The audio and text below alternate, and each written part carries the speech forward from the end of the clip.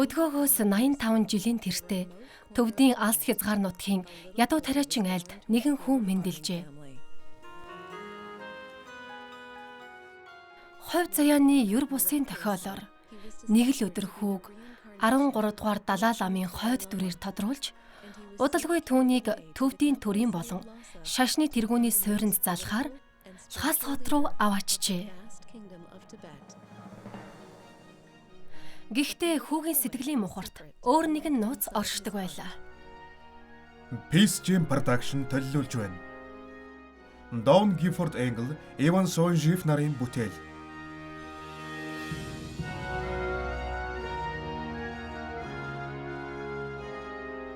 Шинжлэх ухаанч Далай лам.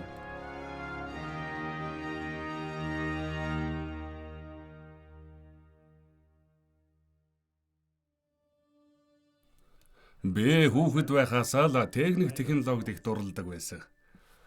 Хэрвээ би Далай ламаар тодроогүй байсан бол нутагтаа байж угаад магадгүй инженер юм уу эсвэл цахилгаанчин болох байсан байх. Багын л их сониуч байсан. Шин содын юм таарах бүрт миний толгойд энэ яадаг идэв, яаж хийсэн бол гэсэн асуулт байн харван орж ирдэг байлаа. Одоо бодоход би жижиг тоглоом машинуудаараа дамжуулж техник технологитой танилцж байжтэй. Тоглоомороо жаахан тоглож байснаа сониуч зандаан хөдлөгдөөд задалж нээж үздэг байлаа. Задалсан тоглоомуудынхаа 50%-ийг буцааж зөв эвлүүлж чаддаг байсан болов уу доо. Харин 50% нь бүтлгүйтэл болоод л өнгөрдөг байж. Тэр үед би хичээл ном үзэх сонирхолгүй. Дээр нь их л залхуу сурагч байсан да. Ном үзэхээс илүүтэй тоглож байхыг л боддог байлаа. Өмнөх дүр болох 13 дугаар Далай ламын хэрглэж байсан нэг кино хальс тоглуулагч проектор байдаг байсан юм. Их хуучин эд болохоор байнга лэвдэрчгэн. Бас жижигхэн генератортай тэр нь цахилгаан үүсгдэг. Тэрийг оролдож байж л би ховс болон тогтмол гүйдлийн учрыг ойлгож байсан юм. Тэгсээр яванда шинжлэх ухаанд улам шимтэх болсон. Би сансар одон орныг их сонирхдаг байлаа. Надад окторгүйн дуран байдаг, тэрүүгээрээ сарыг их дуранддаг байсан. Нэг удаа сарыг дурандж байгаад сарны гадарга дээр хадасхтаа уулсыг олж харсан юм. Баруун талд нь сүүдэртэй, зүүндээ харин сүүдэргүй. Тэгээд л би сар өөрөөсөө гэрэл гаргадаггүй. Зөвхөн нарны гэрлэл сарн дээр тусдаг болж таарлаа. Ойлгомжтой хэмээн бодлоо. Тэгээд нэгэн тэргэл сартай шөнө би дурангаан бэлдээд лам багш нараа урьж авчраад сарны гэрэл гээд байгаа нь угтаа нарны гэрэл байна уу? Та нар нэг дурандаад үзтээ гэлээ. Тэд маань ч их л нухацтай дурандж үзээд тийм байна. Сар өөрөөсөө гэрэл гаргадаггүй, харин нарны гэрлэл сарн дээр тусдаг юм байна гэж билээ. Сүүлд 1954 онд бид Хятадын Бээжин хотод асар том усан цахилгаан станцад зочилсон юм. Надад их сонирхолтой санагдаж тентхийн инженер цахилгаанчдаас нь цахилгаанчдаг гэдэг баха. Ховсох ба тогтмол гүйдлийн ялгааны тухай гих зэрэг сонирхсан зүйлсээ асууж тодруулж явлаа. Дараа нь өөр бусад үйлдвэрүүдийг ч үзэж сонирхсан. Тэр дунд л би ганцаараа хамаг анхаарлаа хандуулж тэдгээр үйлдвэрүүдийн учир начрыг ойлгохыг хичээж явсан юм да.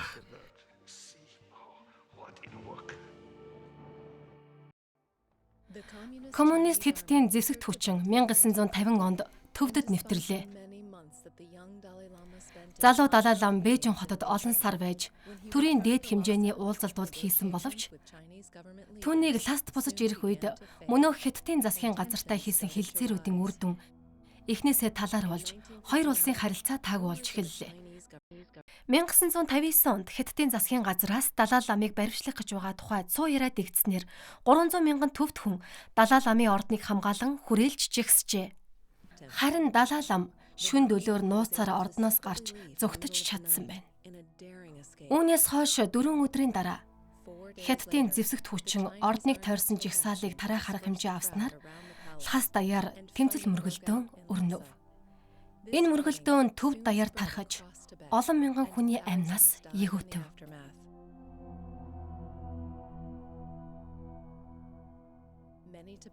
Энтхийн ерөнхий сайд асан нэрв Далай ламд суурших газар олгосны дараа төвдүүд Далай ламыг бараадан олноороо нутгаасаа дөрвөж эхэллээ. Би 16 настайдаа эрх чөлөөгөө 24 наснда эх орноо алдсан. Тодорхой хугацаа өнгөрөхөд тэрбээр энтхэгт сүм хийдүүдээ сэргээн барьж байгуулахын зэрэгцээ. Төвдийн өвөрмөц буддын ухаан, философи, оюун санааны уламжлал, хэл соёлыг хадгалж хамгаалах ажлуудыг хэрэгжүүлснээр ардчилсан сонгуульд засгийн газартай дэлхийд дээрх хамгийн амжилттай гэгдэх дөрвөстэй нийгмийг цогцлоож чадлаа. Эндээс Далай ламд дэлхийн тэргүүлэгч эрдэмтдтэй уулзалт яриа өрнүүлэх завшаан аажмаар нэгдлээ. Дэвид Бом, Фон Вайцекер болон эрдэм төгс эрдэмтдээ. Та бүгд миний хувьд эрхэм анд нөхөд минь билээ. Тэр дундаа Вон Вайцекер, Дэвид Бом нар болоо миний анд нөхрөөр тогтохгүй ерөнхий физикийн тэр дундаа квантын физикийн багш нар минь билээ. Шинжлэх ухааныг хэмжилт тооцоолол гэж үздэг байсан тэр үе ард хоцорсон уу?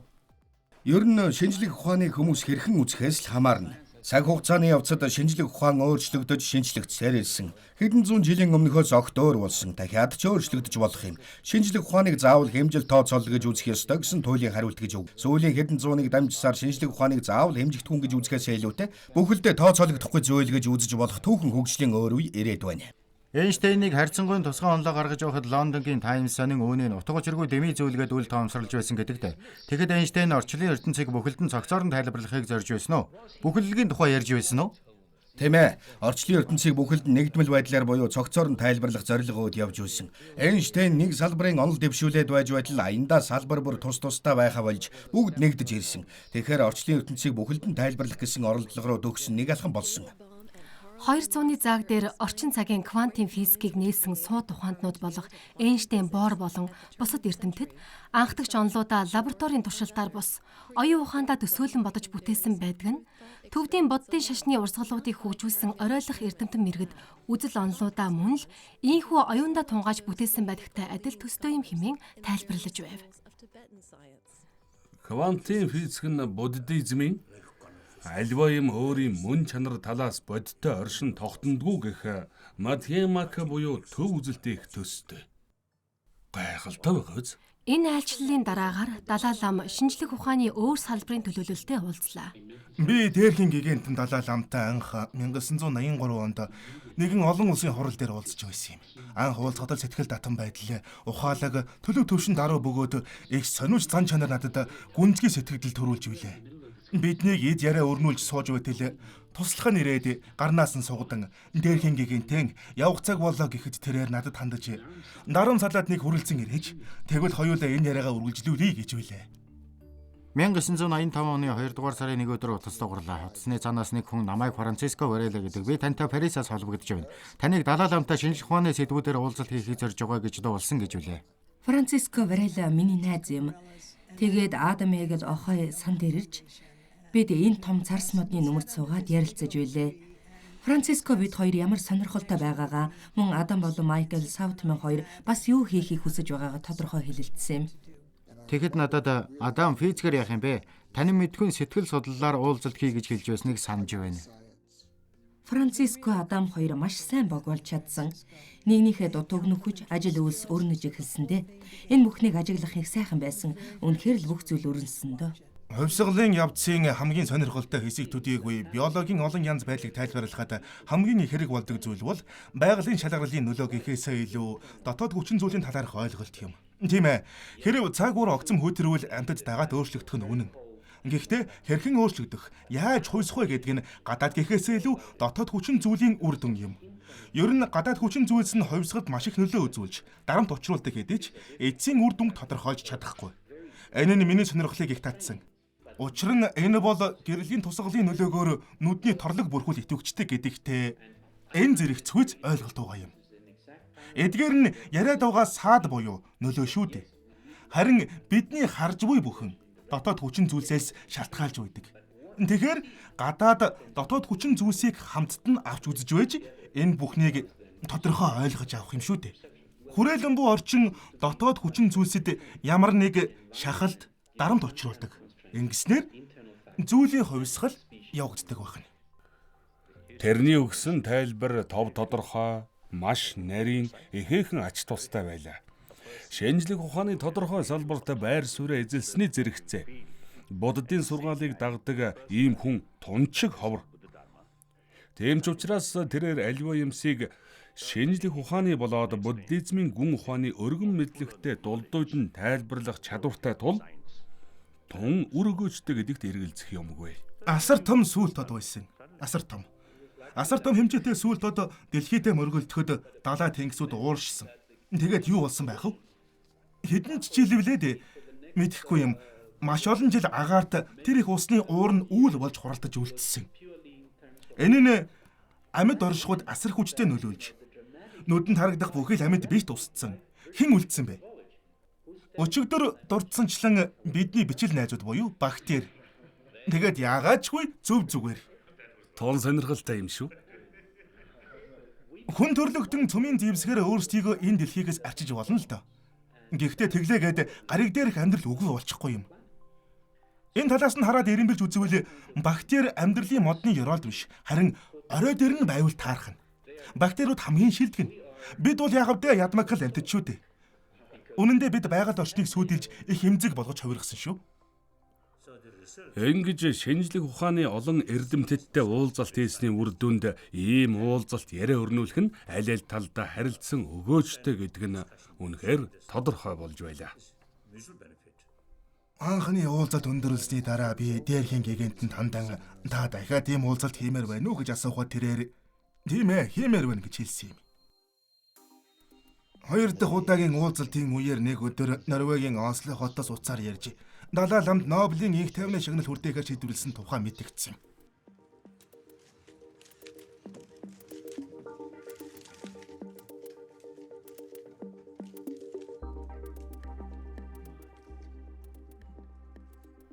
Та бүхэн гараа өргөж асуултаа асууно уу?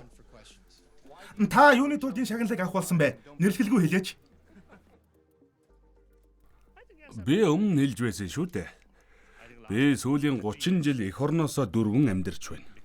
Үнэхээр цөхөрмөр шүү дээ. Гэсэн хэдий ч би хүчирхийллээс ангид байх тухай үзэл баримтлалаас алхамж хазаалгүй тууштай явж ирлээ. Тийм учраас л энэ шагналыг надад өгч байгаа байх гэж би бодож байна. Тэр үед зарим зөвлөхүүд нь энэ ховорхон завшааныг алдахгүй тулд эрдэмтдтэй хийж байгаа хурлаа цоцлохыг зөвлөсөн ч Далай лам тэр зөвлөгөөг нь хүлээж авалгүй уулзалтаа үргэлжлүүлэхээр болсон гэдгийг бид сүүлд дуулсан. Хэдхэн мөчийн өмнө Нобелийн шагнал хүртсэн гэхэд дээрхийн гигантын хуралдаа хамаг анхаарлаа хандуулж ихэд тайван тогтун сууж байсан нь юр бүсийн санагдаж байлаа. Эрдэмтдийн олонход эргэлзээ төрж байлаа. Анх Далай ламтаа зэрэгцээд сууж байхад үндэ эхлээд их гайхсан шүү. Надад Азийн орнуудын шашны хуураг гэхээр л юуны төрөнд үүлэн дээр суугаад хөвж яваа мэт завилсан, бясалгалын төлөвт орсон, нүдэ хаа санаад үе үе ухаж ойлгохын аргагүй зүйл яриад суудаг хүн гэсэн хэвшмэл төсөөлөл байдаг байлаа. Гэтэл дээрхийн гигантны өөдөөс хараад сууж байхад надад яг л оюуны бяд сорих барилдааны өмнөхөн учраа бөхтөөгөө өрж зогсоо мэт санагдж байсан шүү. Тэрээр миний хэлсэн санааг хүлээн авч тунгааж туршиж үзэж байлаа.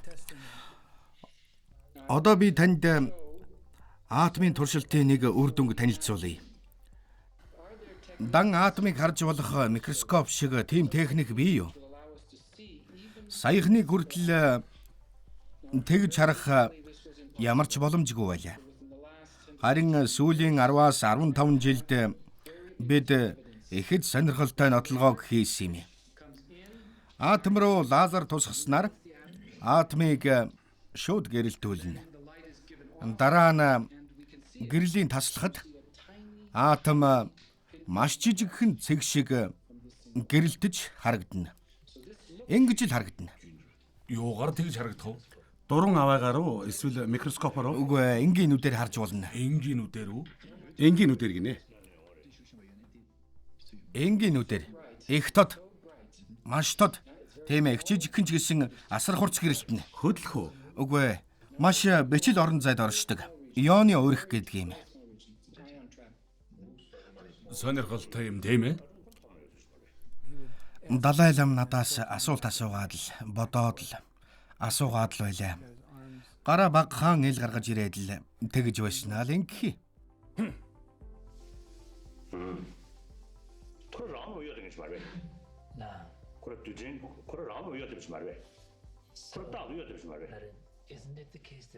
Атом байнгын хөдөлгөөнд оршдгүй л үү?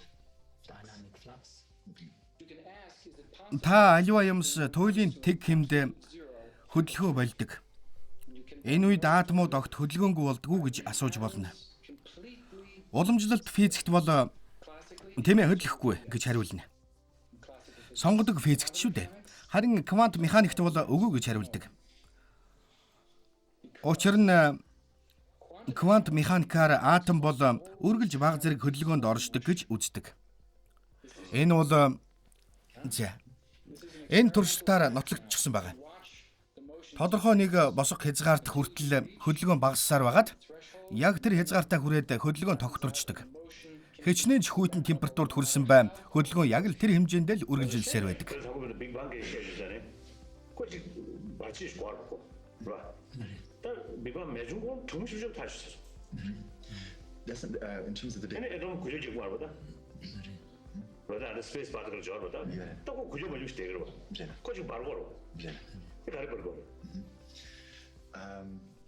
Их тесрэлт гэснээс тэр тесрэлтийг үүсгэх нэг их үүсвэр байсан байх ёстой шүү.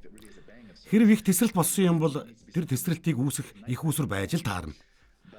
Их тесрэлтээс өмнө асар их хүйтэн орчин байсан юм бол яаж тэр их халуун бүрдэж чадах вэ дээ? Катализд орох боломж бүрдэхгүй шүү дээ. Би бодит амьдралаас тасарч оюун санааны манан дунд орших хүнтэй уулзах гэж бодож байсан чи эсэргээр харин ч бодиттой сэтгэдэг хүн байсан нь үнэхээр гайхмаар байж үлээ.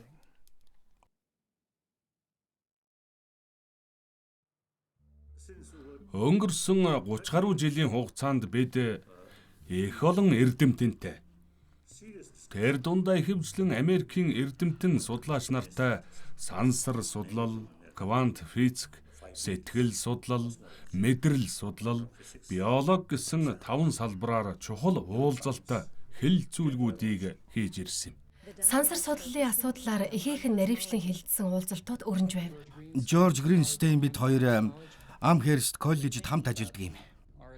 Огторгүйн үйлслийн талаар бид олон зүйлийг баримттай мэдэж авсан боловч эдгээр нь цаашаа бүр илүү том асуултууд руу бидний хөдөлж байна. Агуу их тесрэлтийн өмнө юу болов? Их тесрэлт бүтээл мөн үү? Бид мэдэхгүй. Тухайлбал бүх матери яаж нэгэн зэрэг яг нэгэн орон зайд эзэлж байна вэ гэдгийг мэдэхгүй. Бас яаж матери хязгааргүй энергитэй байна вэ гэдгийг. Их тесрэлт бүтээл үү? Эсвэл орчлын ертөнцийн хувьслын нэг үе шат байв уу?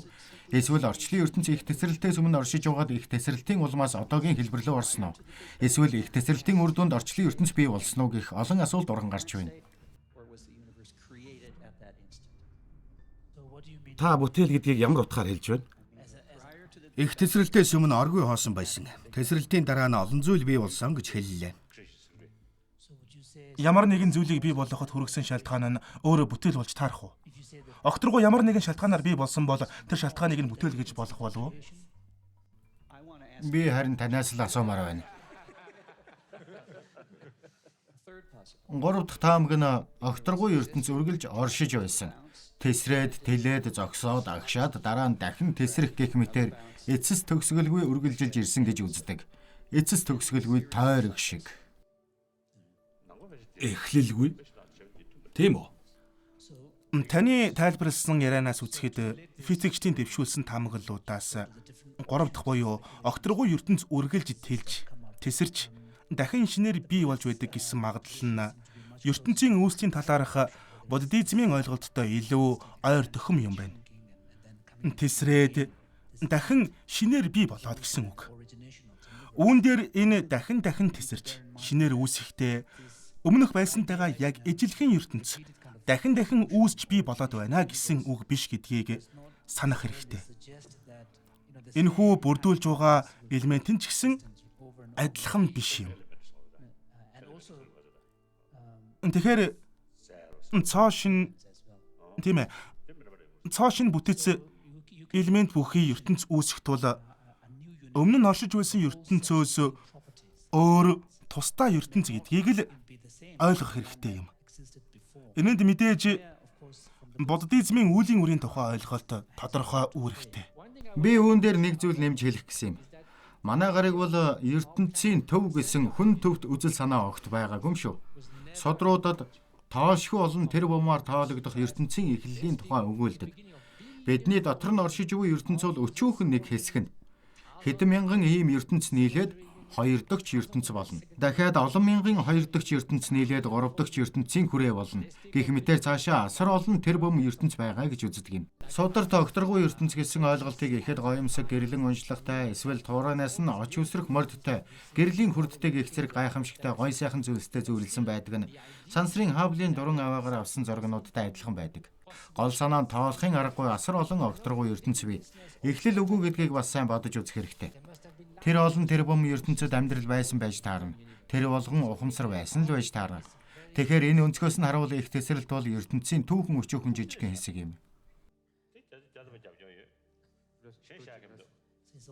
Далай лама Мэтьюгийн ингэж асуудлыг өөр өнцгөөс тайлбарлаж хэлсэн бүхэнтэй бүрэн санал нийлж байна. Харин эхлэлтэй эхлэлгүй гэдэг ойлголтыг хийсвэрээр төсөөлөх эсвэл логикоор бодох дээр харин бэрхшээлтэй юм. Альва зүйл эхлэлтэй гэж төсөөлөхөд бид төсөөлж чадна. Гэхдээ логикийн хувьд олон асуудал ургаж гарна. Тэгвэл эхлэлгүй гэвэл бидэнд төсөөлөхөд хэцүүч логикийн хувьд энэ бүхэнтэй авцалдаатай юм шиг. Энд яригдж байгаа их тесрэлттэй сансар судлал нь агуулга зарчмын хувьд буддизмын сансар огторгын тухай тайлбартай их ойр бууж байна. Тийм байгаа биз?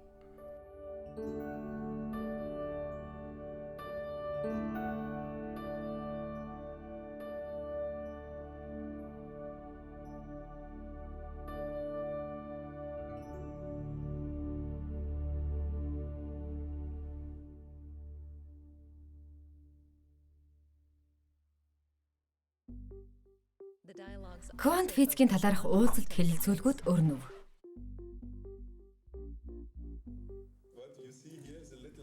Таны харж байгаа энэ зүйл бол гэрэл ялгаруулдаг лазер. Эндээс ялгарах гэрлийн бөөмүүд нэг нэгээрээ араасаа цуурч гарна. Үүнд нэг сонин зүйл үүсэж байгаа юм. Нэг талаас дам бөөм нэг удаад ялгарахдаа энэ хоёр босоо нүхний зөвхөн аль нэгэр үнэл орох боломжтой. Нөгөө талаас хоёр нүхээр долгион дамжиж буйг элтгэх нарийн судлууд энд байна.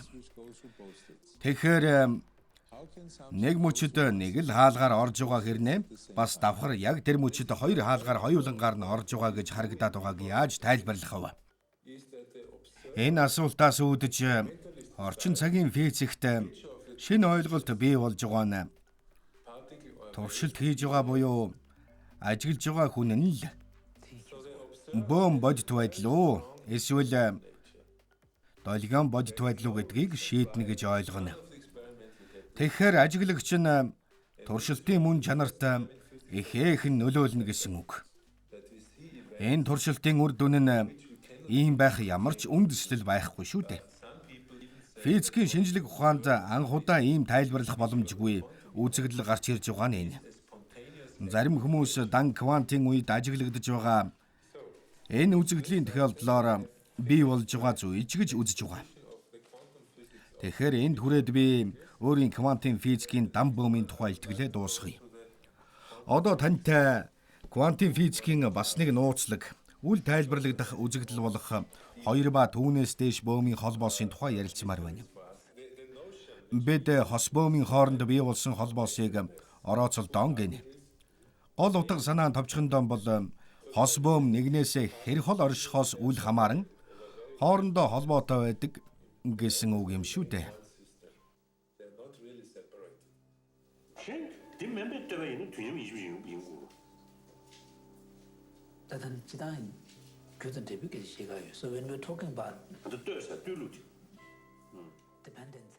Таны хэлсэн хамаарлыг энд болж байгаа зүйл тэнд болж байгаа зүйлээс хамааралтай гэж ойлгож болох уу? Учир шалтгааны харилцан хамаарлын тухай яриагүй үстэй. Их гүн асуулт байна.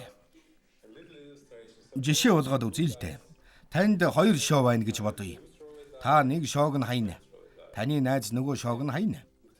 Яаж чайсан 2 талд хайсан шоунууд үргэлж яг ижил нэг талаараа л буугаад байна гэд бодъё л да. Яагаад тэгж байна вэ? Тэгэхээр яг энэ шиг өөр орон зайд байлаач тэдгээр 2 бөөм холбоотой нэг системтэй гэсэн үг. Цаад утгаараа бол салангад оршдог вэ гэсэн үг. Та окторгоо ертөнцийг бүхэлдээ дотооддоо холбоотой гэх гэж байна уу? Сайхан санаа байна л да. Гэхдээ би тийм ээ холбоотой гэж шууд зөвшөөрч болохгүй шүү дээ. Судлаач хүний хувьд итгэдэг зүйлээ баталж чаддаг байх ёстой. Энийг хэрхэн нотолж болохыг мэдэхгүй байна.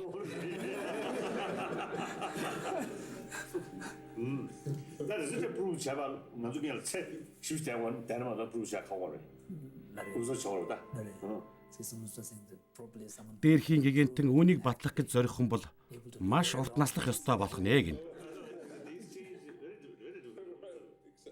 Тийм ээ, бас их мөнгө хэрэгтэй. Тэд дахин уулзлаа. Сүүлд уулзнаас хойш квантын физикт ямар нэгэн өөрчлөлт гарсан болов уу гэж та бодож байгаа бах. Их чухал 2 өөрчлөлт гарч ирсэн. Нэг өөрчлөлт нь техникийн талд гарсан өөрчлөлт. Дээрхийн гигант нь таныг технологи дуртай учраас энийг марталгүй тантай хуваалцж байна. Бидний өмнө нь ярилцаж байсан суур асуудлуудаас санаа авсан ч юм уу? Үгүй юмаа гэхэд тэдгээр тулгуурлан хүмүүс мэдээллийн олон шин технологи бүтээж байна. Үнэхээр төсөөлөмгүй. За энэ зураглалаар олон квант биетийн буюу кубитийн хоорондын орооцолдооныг харуулахыг оролцсон юм. Хөхөнгийн цэг бүр 1 кубитийг элдгэнэ. Бас их олон холбоос бий. Хэрвээ би 1 кубитийг хэмжвэл бүх кубитийн төлөв өөрчлөгдөнө. Зөвхөн сонгосон 1 кубитэд нөлөөлөхгүй бүх холбоос нөлөөлнө гэсэн үг.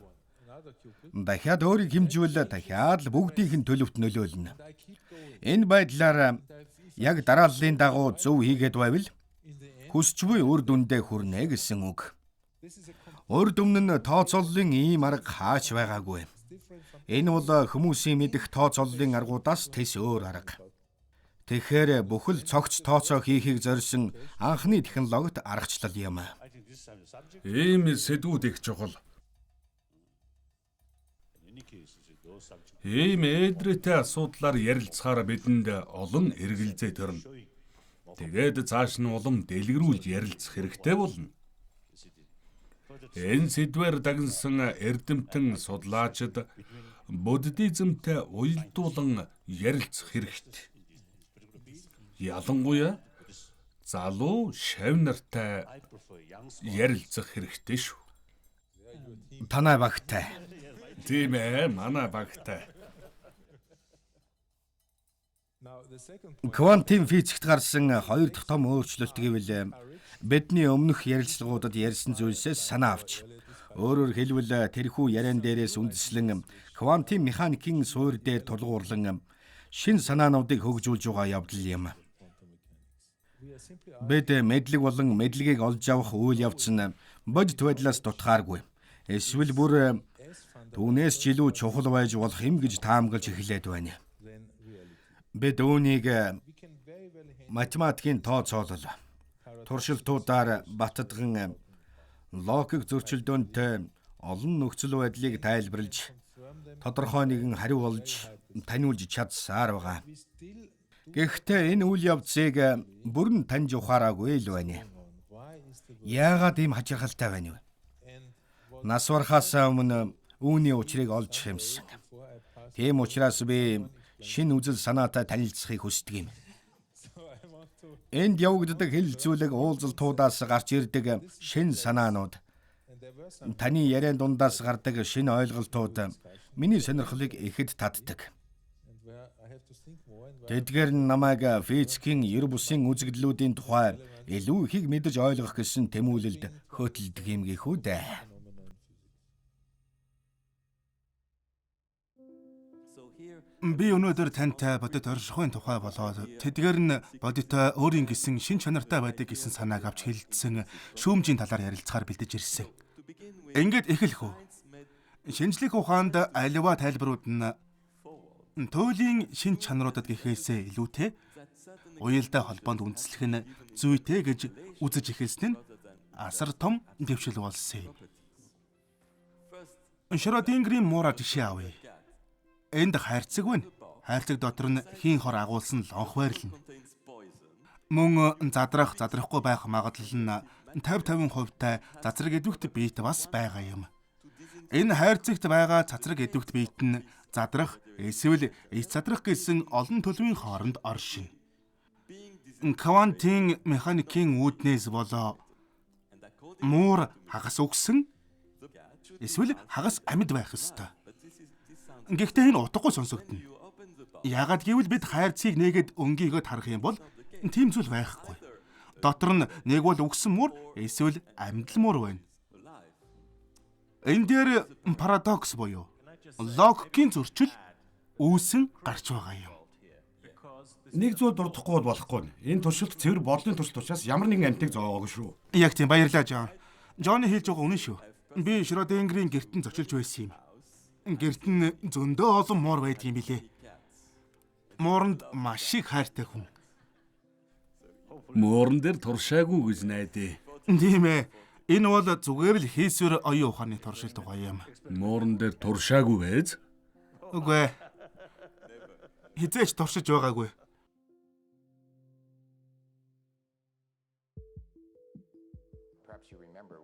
Бид 6 жилийн өмнө Стэнфордын их сургууль дээр уулзаж байсныг та санаж байгаа бах. Өглөө бас өдрийн хоолн дээр хэдэн хүнтэй яриа өрнүүлсэн шүү дээ.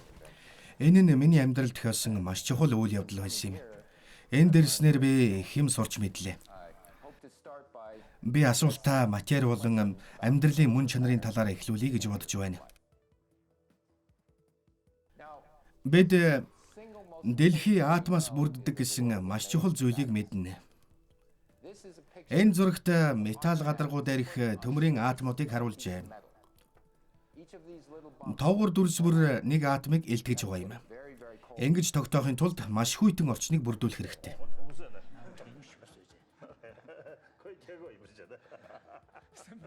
Магадгүй хөлдөөд хөдөлж чадахгүй байгаа бах. Тийм ээ, бүр хөлдчихсэн. Атом нь өөрийн гадна талаар орших электрон гэх мэт бөөмүүдээс бүрддэг. Одоо их сонин зүйл дурдъя. Бидний одоогийн ойлголтоор энэ жижиг хэсгүүдэд хэмжээ гэж байхгүй. Хэмжээшгүй жижиг. Тиймээс бид бөөмийн хэмжээг тайлбарлахдаа энэ дэвсгэр шугамыг ашигладаг юм. Атомын хэмжээг дэлхийтэй ижил гэж үзвэл электроны хэмжээ 1 мм-ээс ч бага байна гэсэн үг. Ямар ч байсан 1 мм-ээс бага гэдгийг бид мэдээд байгаа. Энийг яаж мэдсэн бэ гэвэл бид электронуудыг өөр электронтой мөргөлдүүлсэн юм.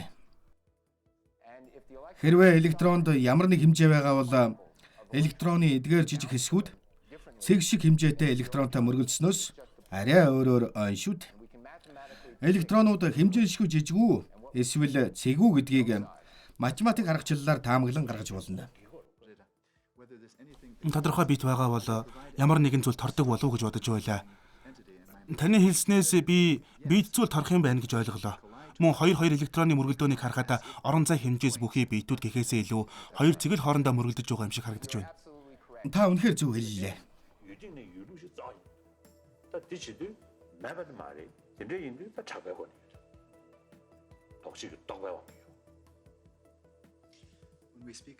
Энэ дэлхий дээрх оршин буй зүйл гэдэг талаас харвал та ярианда электронны бие даасан үндсэн бодит шинжийн талаар дурдлаа. Гэсэн чи энэ талаар онтологийн шинжилгээ судалгаа байхгүй байна. Тэгэхээр хэдэн хөлбөр байна. Та эдгээр игэл бөөмс үйлдэл хийдэг гэдгийг бид тодорхойлчихлаа гэж хэлж болох юм. Тэгэхээр бөөмсүүд үйлдэл хийж байна. Бусад зүйлс тэдэнд харилцан үйлчилж байна. Тэгэхээр тэдгээрийг онцлохгүй гэж үзвэл утгагүй хэрэг болно. Ямар шинж чанар вэ гэдгээс шалтгаална. Бид электроны тухай электрон өөрийн туйлын үндсэн шинж чанартай гэж ярьдаггүй. Бас электроныг нэг оршихуй гэж ярихгүй. Харилцан үйлчлэл байгаад байна. Бид харилцан үйлчлэлийг бодолцох хэрэгтэй. Яагаад гэвэл ажиглалт хийсэн шүү дээ. Электроныг ажиглан харахын тулд ямар нэг харилцан үйлчлэл үзүүлэх хэрэгтэй. Энээс харахад энэ бүгд буддын гүн ухаантай зөрчилдөхгүй байгаа юм. Яаж ажиглах нь л чухал болоод байна. Энэ бүгд дэлхийн ертөнцтэй шууд нэгт холбоотой. Үннийг хэлэхэд би зөрчилдөөн олж харахгүй байна.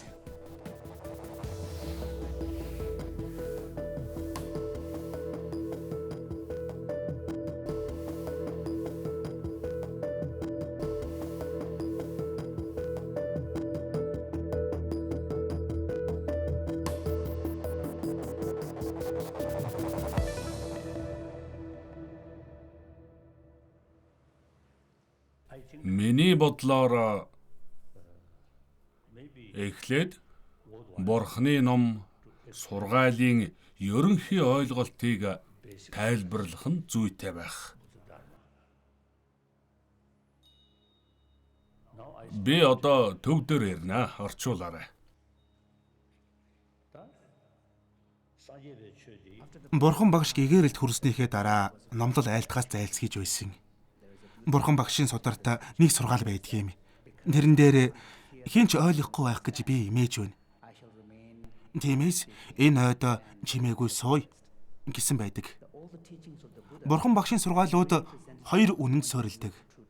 Энэ хоёр үннийг ойлгоогүй хүн Бурхан багшийн айлдвар сургаалын огт шимийг ойлгож чадахгүй. Бид бодит байдлын хоёр төвшний талаар ярьж байна. Нэгд гэвэл бодит байдлын үнэмлэхгүй үнэн буюу хоосон чанарын төвшин. Юу ч олдохгүй гэсэн үг. Гэхдээ үүнээс өөр нэг төвшин бий. Энэ нь харьцангуй үнэн буюу шалтгаан нөхцөлийн төвшин. Энэ төвшин нь уг шалтгаан, нөлөөлөл, харилцан үйлчлэлийн үндэс болдог. Тиймээс бодит байдлын төвшнүүдийн ялгааг буюу хоёр үннийг салган ойлгох чадвар маш чухал. Өөрөөр хэлбэл Бурхан багш юу ч оршдгүй гэж хэлээгүй. Харин бидний харж заншсан байдлаар оршдгүй гэж айлцсан юм. Харагдаж байгаа шиг оршдгүй гэсэн үг. Квантын физикчид бас энийг олж мэдсэн байна. Бодит ертөнц юунаас бүрддгийг улам бүр гүнзгийрүүлэн судлаад юу ч олоогүй. Тэд бодит ертөнцийг тогтоон барьж байдаг зүйл байхгүй гэдгийг ойлгосон. Тэгэхээр квантын физик буддизмын үндэстэй зарим нэг талаараа их төстэй болж байна. Хэрв энэ бүгдийн ард ямар нэг зүйл байгаа бол тэр нь олдох үйс бийт байх ёстой гэсэн таамаг дэвшүүлээд байгаа юм. Та урдаа байгаа ямар нэг зүйлийг оюун ухаандаа задлан бодвос яг үнэндээ энэ байна гэж заагаад хэлчих юм байхгүй гэдгийг ойлгох болно. Тиймээс л Бурхан багш юмс үзэгдлийн хоосон чанарын тухай айлцсан юм. Тэгэхээр юу ч байхгүй гэсэн үг үү гэдэг асуулт гарч ирж байна. Хоёр дахь ойлголт буюу хоосон нь дүрс болоо гэдгийг ярьцгаая. Юмс болон оюун ухааныг оршихуйн шатлалд хувааж болохгүй. Аль аль нь мөн чанаргүй. Гэхдээ аль аль нь уг хийгээд нөхцөл шалтгаанд харгалзан оршдог тул шүтэн барилдлагатай. Гэвч эдгээр нь дотоод мөн чанаргүй.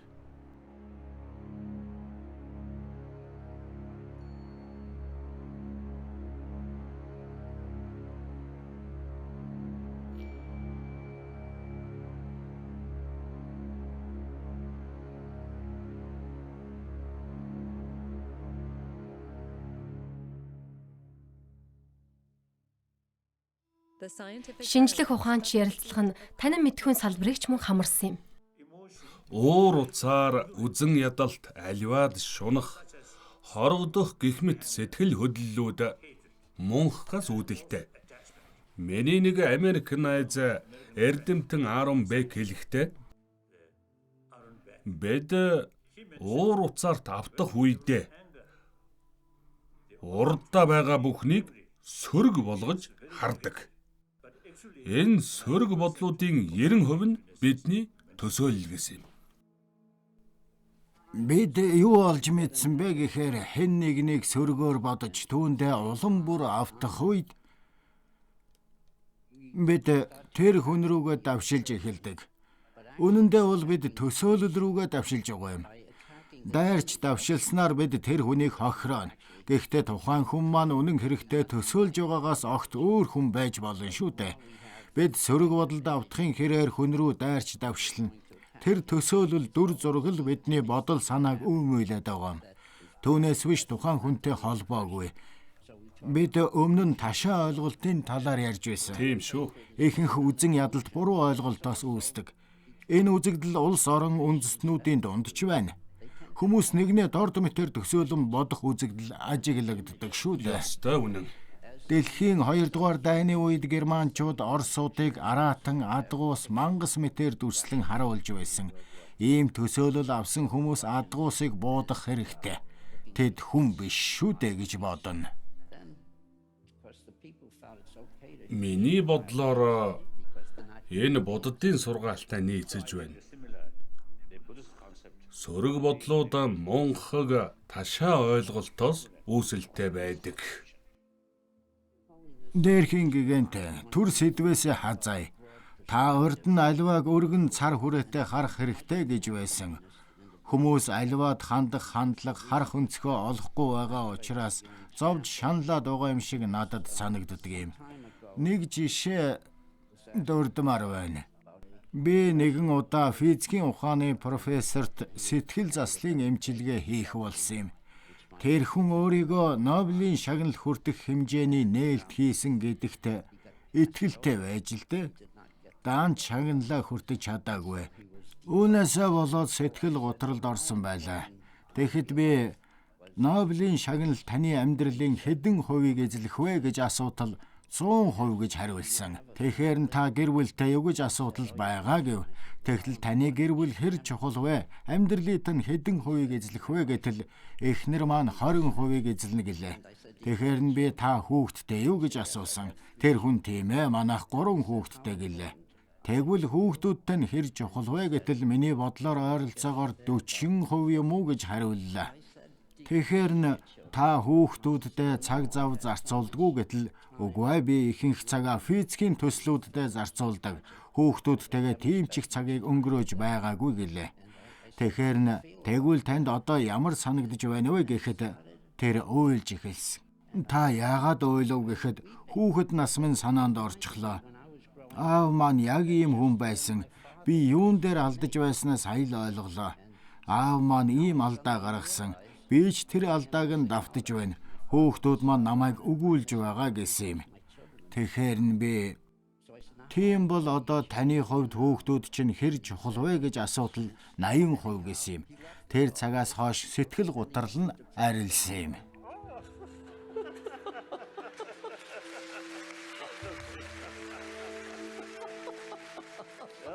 Тун ухаалаг байна.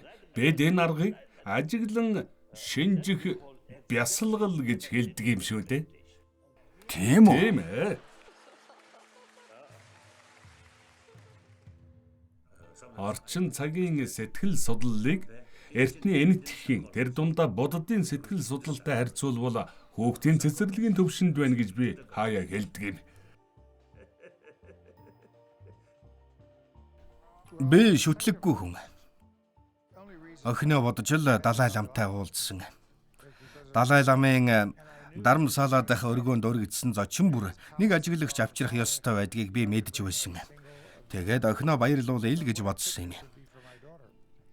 Энэ нь бэ яриад дэлгэрээд байсан бас нэг маяг байсан чиглэлээ би зөвшөөрч явахаар шийдсэн юм. Яриага Пол Экменээс эхэлье. Сан Франциско дахь Калифорни их сургуулийн анагаахын сургуулийн хүний харилцаа судлалын лабораторийн захирал профессор хүний нүүрний хувирал сэтгэл хөдлөлийг тайлан унших тал дээр мэргэжсэн хүн 30 жилийн турш дэлхийн хэмжээний судалгаа хийж байгаа хүн л дээ. Яагаад ч юм бүүмэд бид хоёрын яриа их нийлсэн. Би түүнийг их эртнээс мэддэг юм шиг санагдсан. Сэтгэл хөдлөл бодож тунгаах хугацаа өгөлгүй маш хурднаар биднийг шууд хариу үйлдэл хийхэд хүргэдэг. Бидний сэтгэл хөдлөлийн ихэнх нь хүн өсч том болох явцдаа мэдж сурсан зүйлстэй шууд холбоотой байдаг. Тэгвэл энэ бүгдийг мартах боломжтой юу гэдгийг жаахан байж байгаад эргэн ярьцгаая. Би маш олон чухал төлөвүүдийн ялгааг олж тодорхойлохыг хичээж байгаа. Зам байдал, гомдож уурлах, үзен ядах гэх мэт. Сэтгэл хөдлөхөд хэцүү санагдах үе байдаг шүү дээ. Үүний нэг шалтгаан нь сэтгэл хөдлөл биднийг дарангуйлж эхэлдэгт л байгаа юм. Хүнд эсэргүүцлийн үе гэж бий. Энэ нь шин мэдээллийг тусгаж авахгүй байгаа үзэгдэл. Тусгаж авлаач өөрөөр хүлээн авдаг. Эсэргүүцлийн үе хэдхэн секунд, эсвэл бүр удаан ч үргэлжилж болно. Бид энэ үеийг давж чадахгүй бол сэтгэл хөдлөлд автнаа гэсэн үг. Би 35 жилийг хүний сэтгэл хөдлөлийг судлахад зарцуулсан ч гэлээ маш бага зүйлийг олж мэдсэн байна. Энэ нь өөрийгөө болон бусдыг хорлож байдаг сэтгэлийн хөдөлгөөн. Бид нар уулзаад хор уршигтай сэтгэл хөдлөлийн талаар ярилцаж нэг тодорхойлолт гаргасан юм. Өөрт эсвэл бусдад хор учруулж болох сэтгэл хөдлөл таныг маш оновчтой тодорхойлсон билээ. Оюун санааг үүмэлж байгаа сэтгэл хөдлөлийг хор уршигтай гэж та тодорхойлсон. Тийм ээ, би бол буддист хүн. Миний төвлийн зорилго бол бурхны хутагт хүрэх. Энэ чинь миний ажил шүү дээ. Тэгвэл бид яаж сэтгэл хөдлөлөө барьж сурах вэ? Заавал буддист бололгүйгээр. Таны зөв шүү. Үнэхээр таны зөв.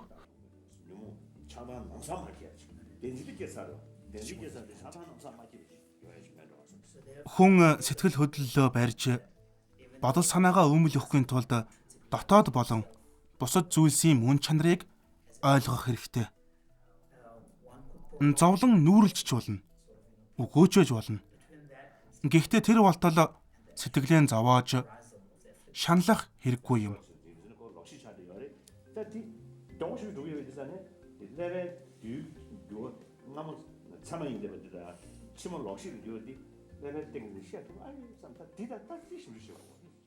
Тухайн мөчөд юу болж байгааг нарийн ажигл. Хүн анх удаага цэцэг харж байна гэж бодъё. Энэ тохиолдолд тухайн хүнд ямар ч баталгаа хэрэггүй. Цэцэг гэж л хүлээн аван шүү дээ. Дараагаар нь энэ нь бодож тань мэдэхгүй. Тэгсний хойно цэцэгний байдлыг цэгнэн үзээд үйл явц болсны эцэст хуурамч тань мэдэхгүй төлөвт шилждэг. Далаа багшийн хэлж буй зүйл нь цэцэгний өнгөн тал эсвэл дотоод мөн чанарыг хэрхэн харж байгааг учирлаад байгаа юм л та.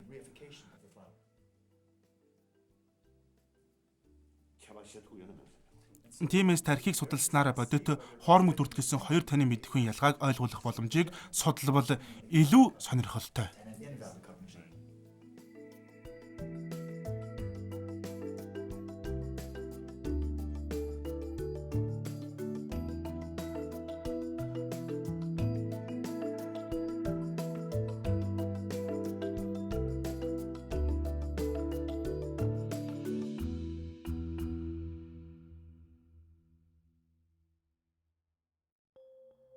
Харин дараа нь бидний ярилцлага неврологийн хүрээнд үргэлжилсэн юм.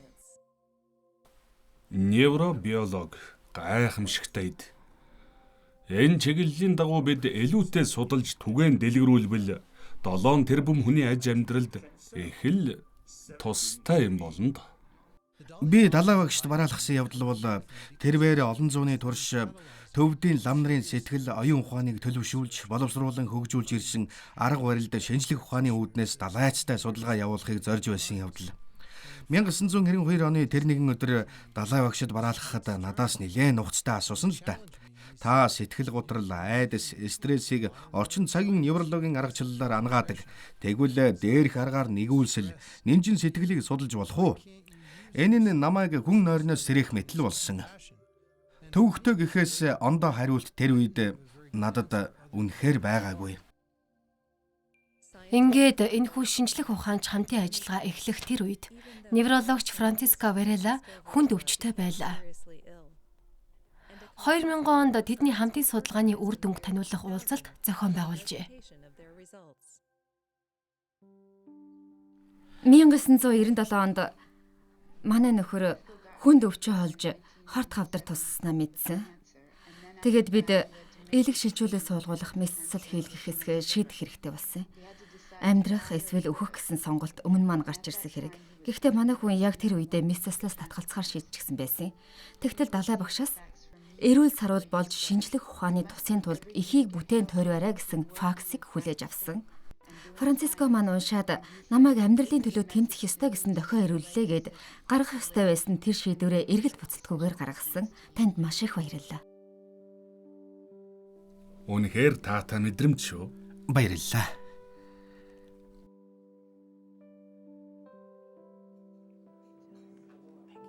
Баярлалаа.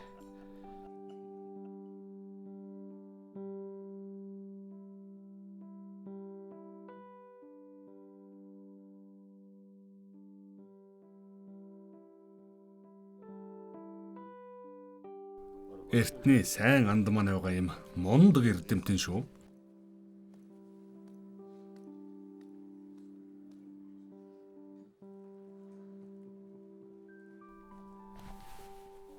Дээрхийн гигинт минь. Өнөөдрийн ярианы сэдэв бол сөрөг сэтгэл хөдлөлийн тухайд юм. Муу сэтгэлээ хэрхэн дарах? Эмчилгээний аргуудын неврологийн үүднээс авч үзэж боломжит орон зайг бүрдүүлмээр байна. Хариултыг олох гэсэн нэг асуудал юу вэ гэхээр бясалгалын хүчээр тархины тухайн нэг хэсэгт нөлөө үзүүлж болох эсэх юм. Яг энэ сэдвээр хамгийн сүүлд бий болсон бодит туршилт гэвэл өмнө нь танд танилцуулж байсан Джон Кабат-Зинийн анхдагч ухамсар ба амьдрал судалгаа юм. Джон Кабат-Зин сэтгэл төвлөрөл, бясалгахын аргачлалуудыг өвчтөн, ойвсын ажилтан гэх мэт олон хүн дээр туршин судалж байгаа хүн. Тэрээр судалгаагаа эрчимжүүлж, оюуны дасгал нь нийгмийн давхарга бүрийн төлөөлөлд ижил хэмжээтэй үйлчлэх эсхийг туршин үзэхээр зорж байна. Дээрх туршилтын үндсэн зорилт нь стрессийг арилгах, бясалгал нь хүний дархлааны тогтолцоонд ямар эерэг нөлөөтэйг илрүүлэхэд оршино. Туршилтын төгсгөлд оролцсон хүмүүс маань вакцинд хамрагдсан байгаа. Сэтгэлийг ихэд догдлуулж буй юу вэ гэхээр урд өмнө нь ийм төрлийн туршилт хийж байгаагүй бөгөөд бясалгалд хамрагдагчдыг томоогийн вакцин хийлгэсэн хүмүүстэй харьцуулан судлахад илүү эерэг үр дүн харуулсан.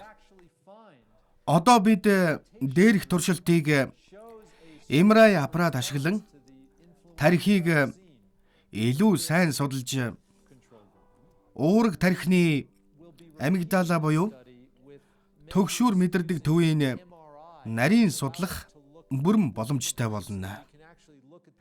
Бид туршилтаа цааш үргэлжлүүлэх урам зориг, итгэл сэтгэл дүүрэн байгаа төдийгүй энэ талын хамтын ажиллагааг тэлсээр байх болно. Дээрхийн гигинт минь юуны төрөнд өөрт төрсэн сэтгэлээсээ багхан хуваалцахыг хүсэж байна. Энд ингээд ахин тантай зэрэгцээ сууж байгаадаа итгэхийн аргагүй баяртай байна. Бид тархины ой санамж, сонсгол, харааны ой, сонсоход үүсдэг анхаарал сарнилтыг судлах туршилт хийсэн л дээ. Гарах үр дүн нь ямагт нэгэн ижил. Оюуны хүчин зүйлсийн мэдээлэл дамжуулж буй байдал нь ямагт орон гарan мэт. Дэлгэц дээрх ногоон өнгө бүхий хамаарлууд нь миний хувьд энэ нь гайхалтай нээлтүүлсэн. Тарих өөрөө өөрийгөө амраагаа зогсчихдог. Энэ нь завсарлага авчих уулгэлтэй.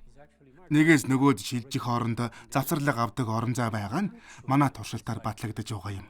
Тэгэхээр чинь эхлээд илрүүлэг үүсч тэр нь үйлдэл болно. Гэхдээ шилжих хооронд нь таслалтай гэсэн үг. Өөрөөр бол илрүүлэг, таслал, үйлдэл. Тэдгээрийг шууд дамжуулж үргэлжлэн хийгээд байгаа юм биш. Яг энэ талаар бид өмнө нэг ярилцж байсан. Тухайн мөч удаан үргэлжлэхгүй хэсэг завсарлаа дахин үргэлжлэнэ. Энэ зураг дээрээс харж болно. Тань мэдэж ойлгоход секундын 3.1-ийг зарцуулна. Тэгээ тодорхой үйлдэл хийхэд мөн хэмжээний хугацаа орно. Яг л товчлуур дарахтай адил. Систем тэгэр гэсэн үг. Бид олон янзын туршилт хийсэн.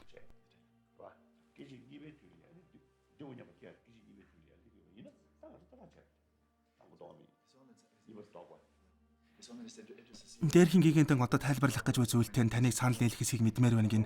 Бододын сэтгэл зүйн үүднээс авч үзвэл эхний илрүүлэг тэр чигтээ харанхуйн ухамсар ойлголт бол биш.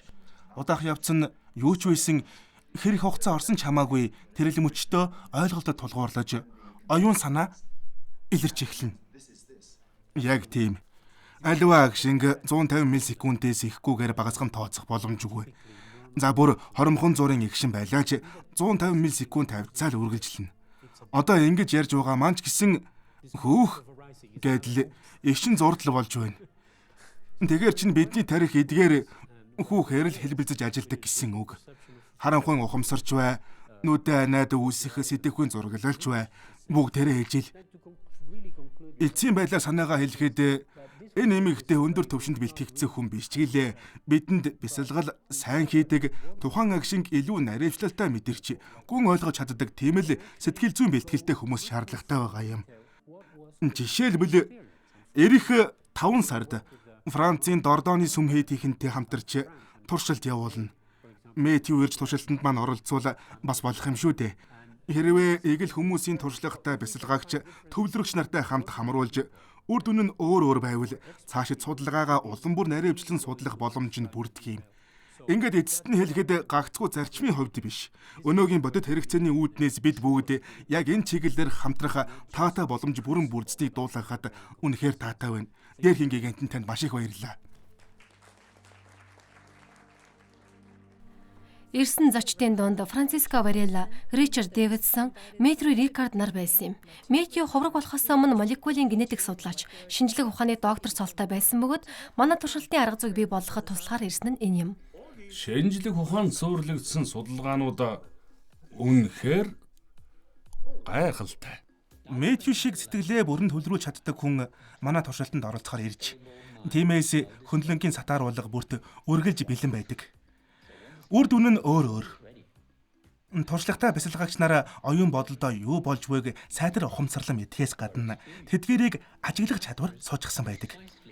Яг ийм оролцогчид бүхий туршилтаа нь уламжлалт шинжлэх ухааныг эрс өөрчилж байгаа юм.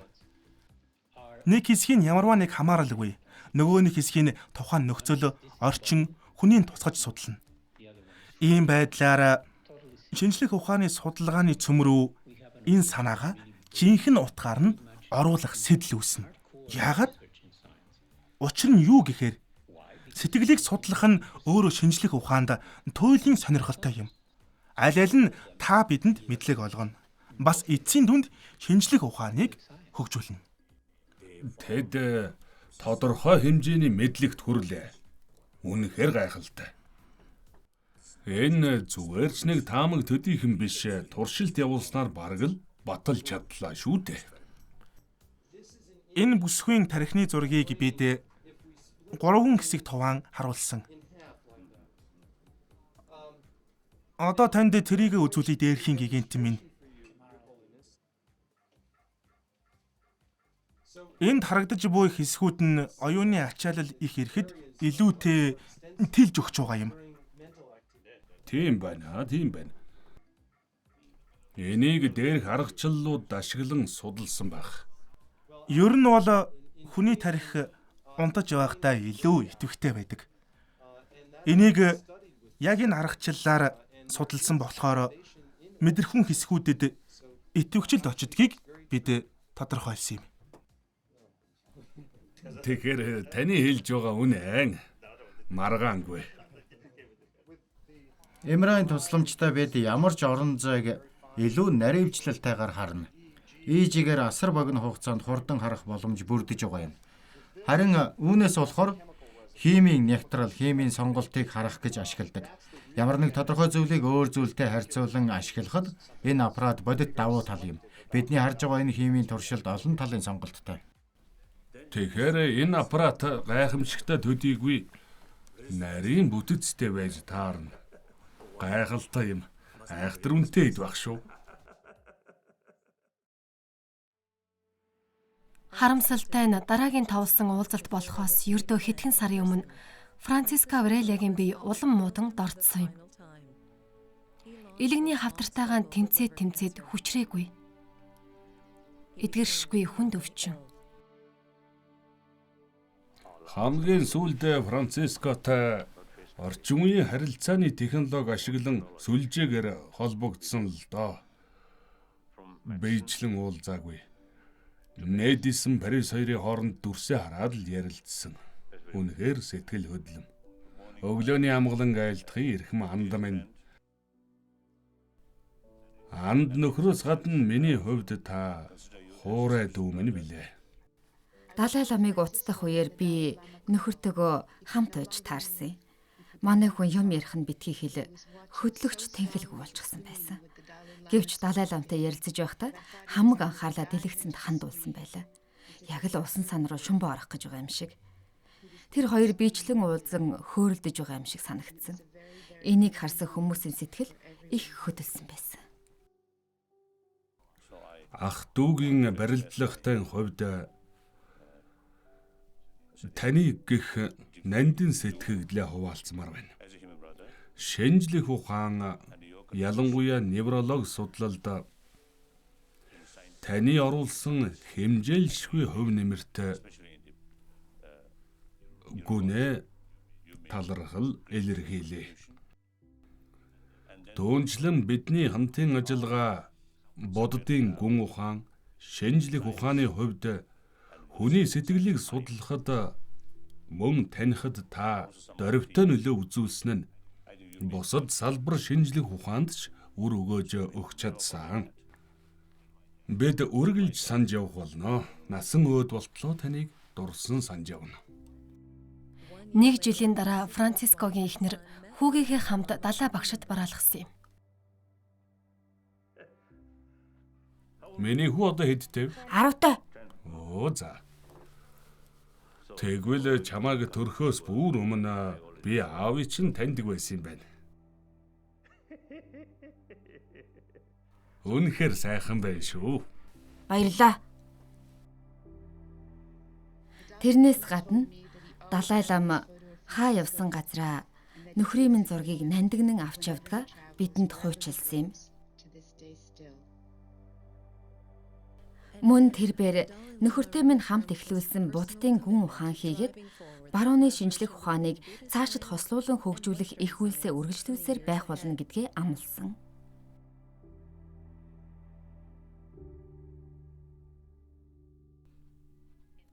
$2003 онд Далай лам анх удаа дэлхийн хамгийн шилдэг хүрээлэнгийн нэг болох Массачусетсийн технологийн их сургуульд эрдэмтдтэй уулзаж олон нийтийн өмнө ном хаялцсан билээ. Энэ нь нээлттэй хилцүүлэг маягаар явагдсан анхны тохиолдол. 1998 онд бид хамтын судалгааны ажлаа хэрэгжүүлэх алхмыг эхлүүлсэн. Энэнд буддын гүн ухаан, шинжлэх ухааны хамтын холбоог буддизмыг түгээн дэлгэрүүлэгч хийгээд эрдэмтэн мэрэгдтэй мөр зэрэгцэн ажиллаж, шинжлэх ухааны ололт амжилтыг хамтран бүтээн төрөвж, аргачлалыг хамтын хүчээр бий болгож, ололтоо хамтдаа дүгнэхийн сацуу цаашид хийж хэрэгжүүлэх ажлуудаа хэлэлцсэн. Бидний бүх нийтийн уулзалтууд маань Массачусетсийн их сургууль, Жорж Таун болон Джон Хопкинсийн анагаах ухааны сургууль, Эмори, Мэйо эмнэлэг, Цюрихийн их сургууль зэрэг шилдэг шинжлэх ухааны их сургуулиудтай хамтран зохион байгуулагддаг учраас хүмүүсийн сонирхлыг ихэд татаж уулзалтууд маань маш өндөр үр дүнтэй өнгөрдөг гэж хэлж болно.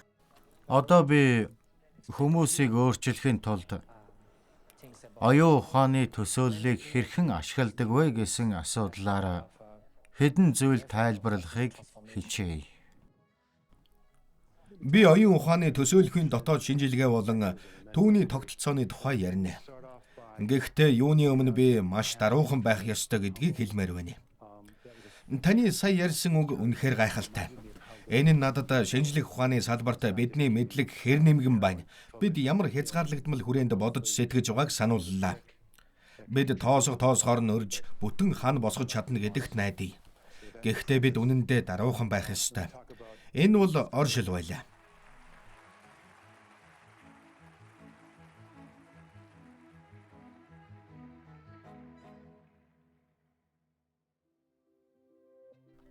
Мэдрэл судлалын нийгэмлэгийн жил бүр зохион байгуулдаг уулзалтын өмнө Хятадын хэсэг судлаачид Далай ламд илтгэл тавихын туслах хүсэлт гаргаж байсан хэдий ч Далай лам яриагаа 14,000 хүн цуглартал үргэлжлүүлсэн байна. Түүгээс зогсохгүй 2014 онд Далай ламыг эрүүл мэндийн шинжлэх ухааны дэлхийд тэргүүлэгч төвүүдийн нэг болох үндэсний эрүүл мэндийн төвд урьжээ. тэнд түүнийг алга ташаалтаар хүлээн авсан байна. Би үндэсний эрүүл мэндийн төвд 20 жил ажилласан хэдий ч энэ танхим ийм дүүрэн байхыг анх удаа л харж байна. За одоо би миний зүүн тал сууж буй хүний тухай ярьж өгье л дөө. Миний бодлоор та нар түүний яриаг сонсохыг хүсэж байгаа бах. Дээрхийн гигантын Далай лам. Дээрхийн гигантын сая хэдэн минутын өмнө манай сэргээн засах лабораторид дэмжлүүлж байгаа тархины саажилтаа 13 настай охинтой танилцсан юм. Бид орчин үеийн технологи ашиглан тэр охины хөдөлгөөний хомсдол нь тархины үйл ажиллагаатай хэр холбоотой гэдгийг шинжилж хөдөлгөөний дасгал болон өөр аргуудаар түүний хөлний хөдөлгөөнийг хэрхэн сайжруулж чадах, цаашлаад тархины үйл ажиллагааг нь бүрэн шинчилж өөрчлөх боломжийг хайж байгаа юм. Их удирдлага энд байгаа. Их удирдлага гэмтсэн байна. Тиймээс хөдөлгөөнд мэдээж бэрхшээл учрна. Тэгэхээр би одоо мэдэж авлаа. Хөлний дасгал хийж их удирдлагаа өөрчилөх юм байна. Эцсийн эцэст шинжлэх ухааны судалгаанууд хүн төрлөختөнд тусал хүргэх ёстой.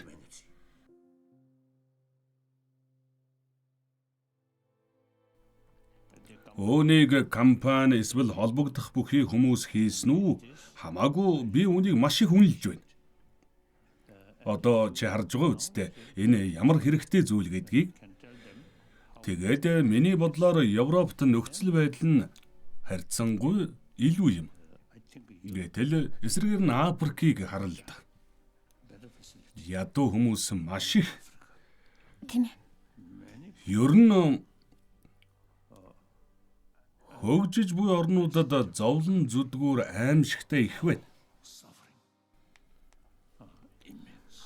21-р зуунд эрдэмтэд үнэхээр гайхалтай нээлтүүдийг хийж чадсан байна.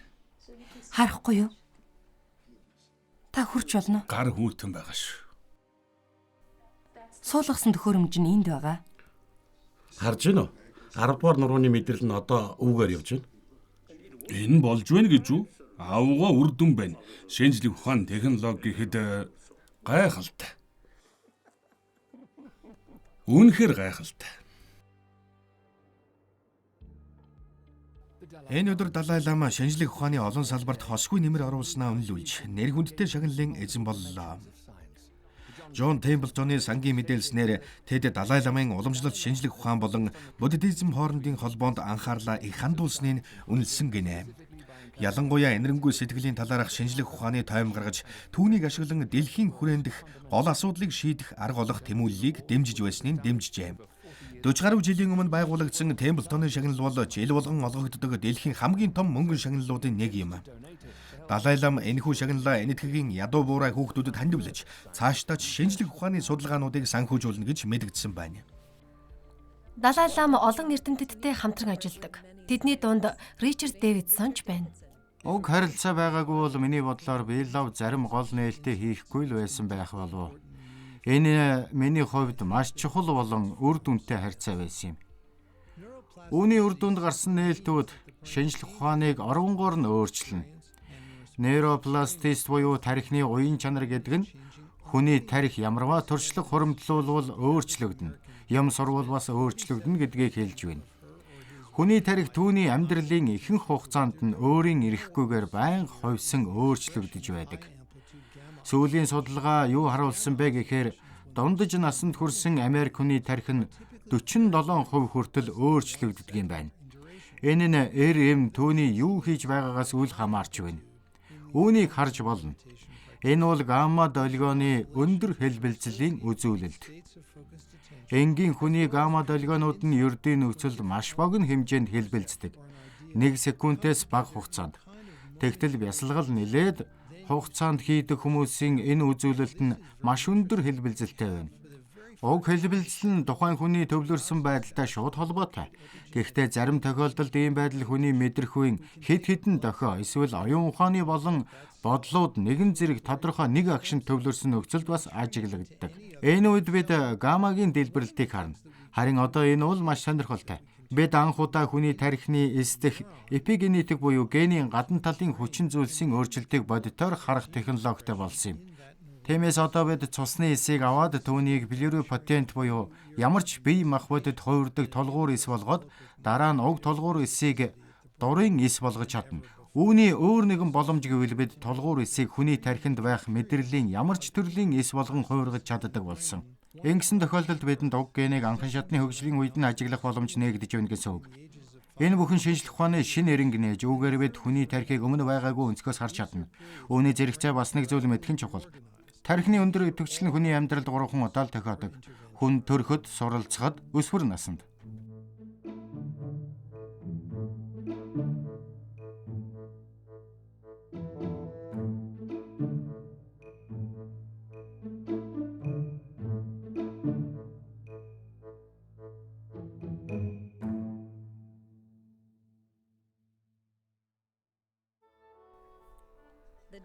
Далай ламын хамтран ажиллаж байсан эрдэмтдийн нэг нь Пол Экмен. Энэ хоёр 2016 онд хамтран ажиллаж хүний сэтгэл хөдлөлийн дэлгэрэнгүй бүтэвч гаргасан юм.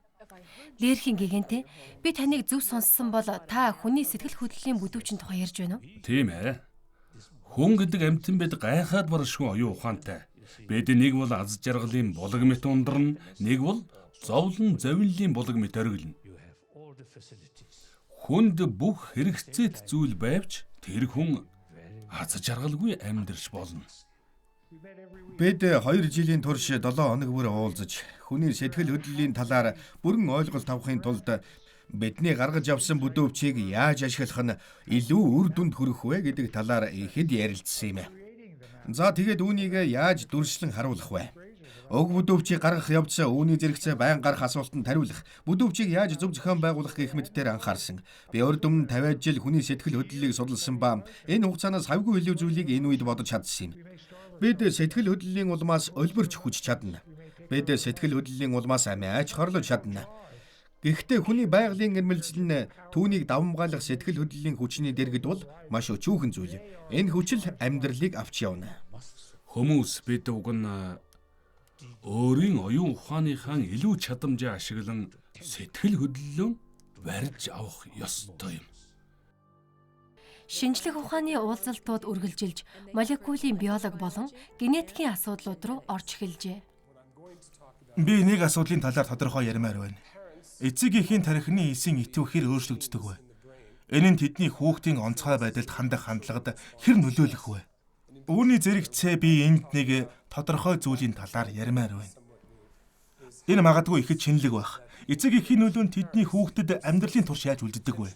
Миний санаа бол өмнө нь хэлж байсан эцэг эхийн хайр халамж нь тэдний тархитах генийн итвэхийг өөрчилдөг. Тэгээд үр дүн нь их өвөрмөц онцлогтой байгаа юм. Хоёр дахь асуудал дээр дурдсан эцэг эхийн тархины генийн өөрчлөлт нь уян хатан байдалтай явагдана. Гэхдээ энэхүү уян хатан байдал нь бусдаас өөр. Учир нь нейрон буюу анхан шатны эсийн холбоосыг ашигладаггүй. Бүх өөрчлөлт нь жинхэнэ бол уг генийн төвшөнд л явагдана. Үүний хажуугаар тэрхүү генийн оршин тогтнох химийн орчны зохион байгуулалт гэж байна. Ингэснээр энэ байдал нь тухайн хүний амьдралын турш өөрөө өөрийгөө тэтгээд явах учиртай. Тэд хамтран ажиллаж эхэлжээ. Хамгийн хачиргалтай нь гэвэл миний бодлоор буддийн шашны гүн ухаан болон зан үйлийн амжилтгааны арга хоёр нэлээд хоршиж ирсэнд байна. Тиймээс би энэ бүхнийг тодорхой дүгнэлтэнд хүргэхийг хүссэн юм. Бид ойлгож байгаа. Олон төрлийн эмгэг болон өвчин ер нь хамгийн түрүүнд тухайн хүний амьдралын анхны тохиолдол, үйл явдлаас хамаарч үүсдэг. Хоёрт энэ бүхэн тухайн хүний гэр бүлийн амьдралын туршлагаас бас хамаардаг. Би өөрийгөө болон үзэгчид та бүхнээс хүсэх нэг зүйл байна. Хэдүүлээ бага насны хүүхдийн ийм нэгэн амьдралыг төсөөлөд үзье. Харт амхинд донтсон, ажилгүй, санхүүгийн дарамтанд амьдардаг эцэг эхтэй. Тэгээд бэлгийн болон бие махбодын хүчирхийлэлд өртсөн хүүхэд. Ийм хүүхэд сэтгэл санааны хувьд аливаа аюулд их эмзэг ханддаг болно. Тэр хүүхэд уур хилэнгээ буруу гэж бодохгүй. Тэр нөхцөл байдалд зогтсон шүү дээ. Бид л түүнд уур хилэн гаргах орчинг бүрдүүлж өгч байгаа болохоор тиймээс ангаах ухаанд тодруулж хэлвэл сэтгэл мэдрэлийн салбарт бидэнд тулгарах нэгэн асуудал бол бид тийм хүүхэдтэй яаж харьцах ёстой вэ?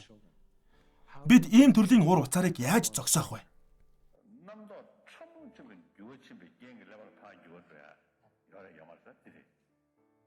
Мэдээж та энэ асуулт юутай холбоотой гэдгийг мэдэж байгаа.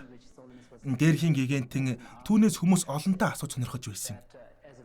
Хүний тархины төвшний өөрчлөлт нь түүний сэтгэл зүй, сэтгэл хөдлөлийн төвшин дэх өөрчлөлтийн үр дүн мөн үү? Тийм ээ. Энэ маргаангүй. Гэхдээ эсрэгээр бодоход сэтгэхүйн үйл ажиллагаа болон уг үйл ажиллагааны өөрчлөлтийн үр дүнд тархины төвшөнд бас өөрчлөлт гарч болох юм. Энэ боломжтой гих гордлого надад байдаг. Бид харилцан ярилцах үедээ зан үйлийн ангаах болон буддын гүн ухааныг ашиглан гений төвшөнд их өөрчлөлтийг ч хийж чадах байх. Энэ бол боломжтой. Миний бодлоор бидний ихэнх асуудал нь зөвхөн техник технологитой биш, харин ч хүний уур уцаар бухимдал айдастай илүү холбоотой. Надад дарамсалаа дээрхийн гигантны урилгаар 7 хоног өнгөрүүлж амьдралын мөн чанар энэхүү гайхамшиг цуглаанд оролцох том завшаан тохиолсон юм. Энэ бол үнэхээр хааж олдохооргүй туршлага байлаа. Бид толгуур эсийн үр хөврөлийн тухай ярилцсан юм. Буддын шашны үзэл бодлоор бол Абидармын сургаалд эцэг их гэсэн хоёр үүсгүүр эдийн барилдлагаас оюун ухаан бүрэлдэж амьд бие нь ухамсартай болдог гэж заадаг юм байна. Тэгвэл үр тогтмогч тэр амьд бие нь шууд ухамсартай болж тэр бүрэлдсэн эстэй ямар нэгэн үйлдэл хийвэл энэ нь асуудал үүсгэх нь тодорхой. Энэ бол бидний анхны дүгнэлт, анхны санаа байсан. Гэхдээ бидний шинжлэх ухааны мэтгэлцээн нь удаан үргэлжилсэн болохоор явандаа бид дараах дүгнэлтэнд хүрсэн юм. Тийм ээ, бид үр хөврөлийг хуваавал тэр нь нэг биш, хоёр хүн болж таарна. Харин үр хөврөлийг шилжүүлэн суулгалаа гэхэд энэ нь цаашдаа хүн болно гэдэгт ямар ч баталгаа байхгүй.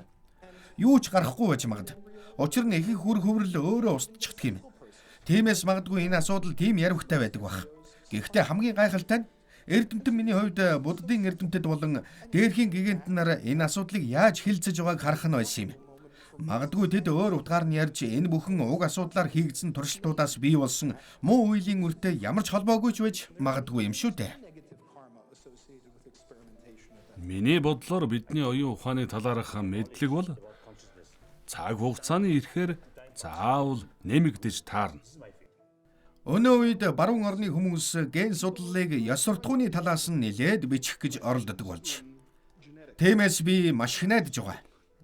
Энд сууж байгаа лам нар болон та хүлээж сууж болохгүй гэдгийг мэдэрч байгаа бах. Би мэднэ. Зарим лам надад илүү их сурч мэдэх зүйл байна. Та бүхэнд ч заах зүйл их байна гэж хэлж байгаа юм.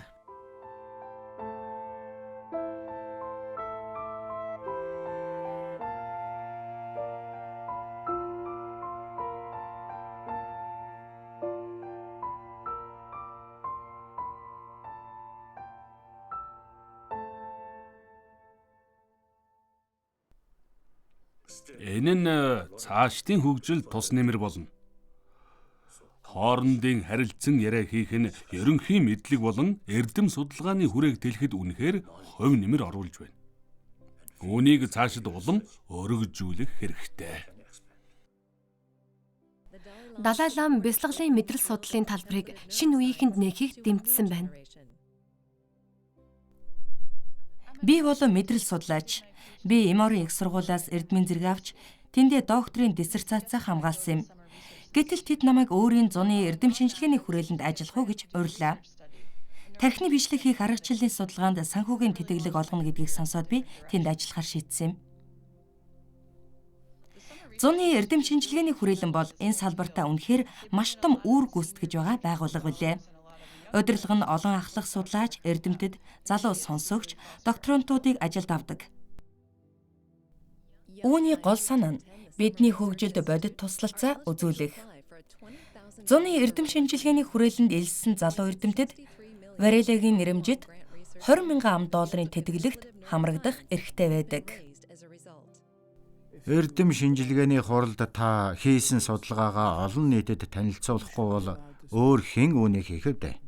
Амьдралын босхийг дөнгөж даван алхаж байгаа залуус энэ салбарыг хөгжүүлэхийн тулд алдаа оноотой ч бай эрдэм шинжилгээний хуралд хийсэн судалгаагаа танилцуулж баг багаар хувь нэмэр оруулах ёстой.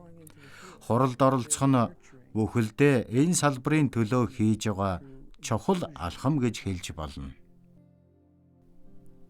Неврологч Амиша Жаха 2005 онд Варелагийн тэтгэлгийг хүртсэн юм. Сайн байна уу? Сонсогдож байна уу? За. Намайг харж байна уу? За. Далай ламтай уулзахад тэр буддист гүн ухааныг илүү нухацтай ойлгож байсан. Хурлын дундуур тэрнтэй ярьж байхад маш ариун мэдлэгтэй гэдг нь мэдрэгдэж байлаа. Гол нь миний ололтууд тэрний үзэлтэй тун ижил байхаас гадна Далай лам хэдийнэ тэрийг мэдсэн мэт байсан. Энэ үнэхээр гайхмар. Учир нь бясалгалын неврологийн бодит нэг таамгийг нотлоход бараг 70 гаруй жил зарцуулдаг. Гэтэл Далай лам хариултыг мэдхээр барахгүй. Бидний баталгаанд гайх биш. Баярлаж явах жишээтэй. Судалгаандаа үргэлжлүүлэн дэвшүүлэх таамаглалуудын хүрээнд ухаж бодох бүхэл бүтэн 70 дуурхайг надад ойлгуулж өгсөн.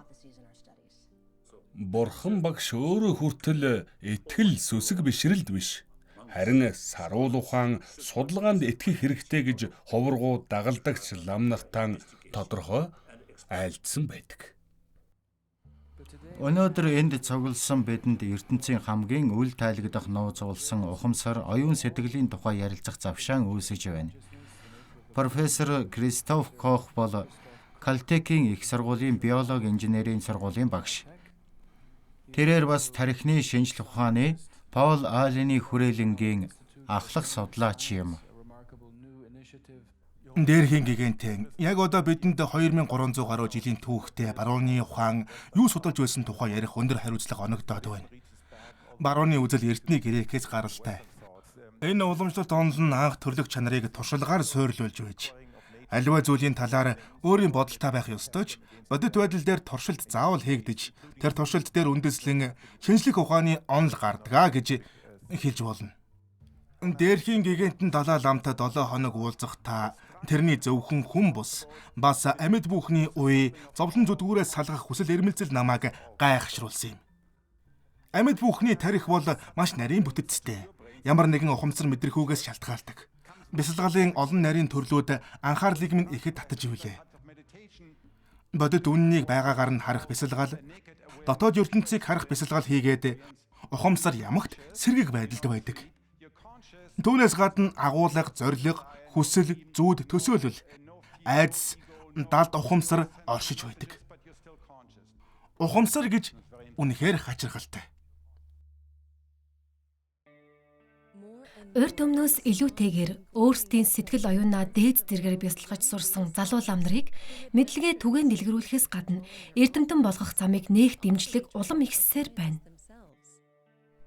Бид сонгон шалгаруулсан залуу лам нарыг эрдэмтэн болгохоор тусгайлан бэлдэж одоо 10 гаруй жил болж байна. Дээрхийн гигантны заврын дагуу залуу лам нар өнөө цаг үеийн шинжлэх ухаанд хэрхэн оролцож байгаа талаар би тавчхан ярэ гэж бодож байна. Эрдэмтэн лам нар гэдэг төсөл 2001 онд эхэлсэн юм. Энэ бол шашнаас ангид шинжлэх ухааныг хамарсан хөтөлбөр юм.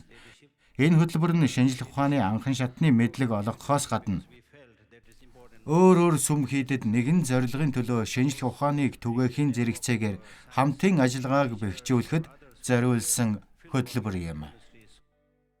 Хөтөлбөрт хамрагдсан оюутнууд олон эрдэмтэн багш нарыг гайхшруулж чадсан.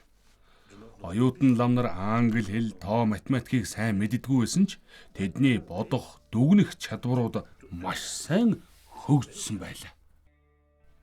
2006 онд дээрхийн гигантен манай Эмори их сургуулийг урьж төвдийн сан хөмбөрөг номын өргөөтэй хамтран энэ төвийг үүсгэн эхлүүлсэн нь манай сургуулийн хувьд нэр хүндийн хэрэг болсон.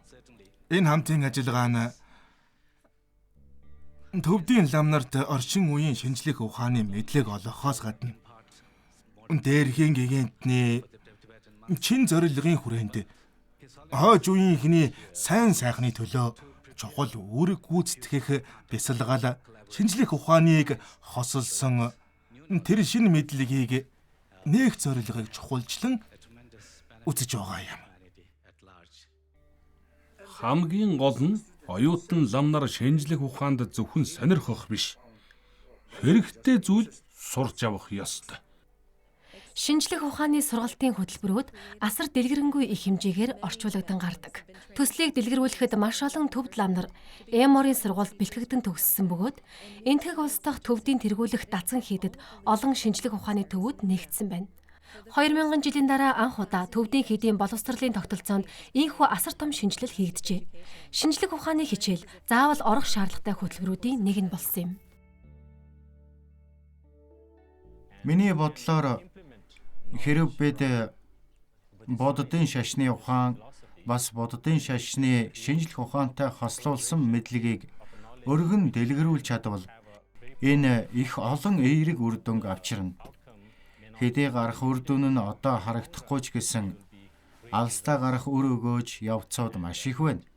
Би харахтаа энэ бүхэн бол дараагийн үед болоод хүн төрлөختөнд үлдээх хувь нэмэр гэж харж байна. Залуу үед зориулсан шинжлэх ухааны хөтөлбөр боловсруулахыг Далай лам санал болгосон юм. Үүний дагуу 2018 онд хөтөлбөрүүдийг танилцуулах уулзалт хурал болжээ. Та ёс зүйн зарчим суурьтай боловсролын хөтөлбөр бүтээх саналыг гаргаж үүнийгээ дэлхийд дахинд зарласан. Үүний дагуу Эмор сургуулийн Jennifer Knox болоод түүний хамтлагсад нэгэн чухал эхлэл ажлыг санаачилжээ.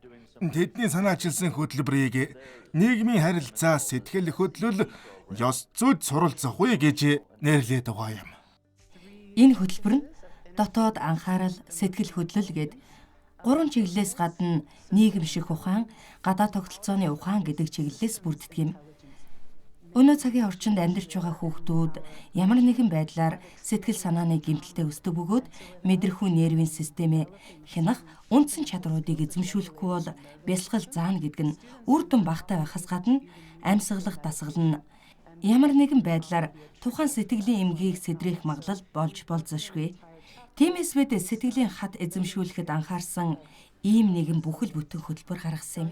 Шинжлэх ухааны хүрээнд сүүлийн 30 жилийн турш сэтгэхүйн шинжлэх ухаан, неврологийн шинэ нээлтүүд дээр үндэслэн энэ хөтөлбөр маш үр өгөөж өгөхөөс гадна бэрхшээлийг даван туулах чадвар, сэтгэл хөдлөлөө захирах аргачлал, анхаарлаа төвлөрүүлэх боломжийг бүрдүүлж байгаа. Орчин үеийн боловсрол мэдлэг ухаан нийгмийн аз жаргалын тулгуур болж огт чадахгүй. Бид өөрсдөө асуудал гаргаад зөрчил үүсгээд тэгээд түүнийг шийдэх гэж галт зэвсэг хүч хэрэгэлдэг. Энэ бол буруу. Энэ хөтөлбөр 12 өөр хэл дээр хөрвүүлэгдэж 2019 оны 4-р сард Далай лам хөтөлбөрөө дэлхийд дахинд хэрэгжүүлэхээр зарласан юм.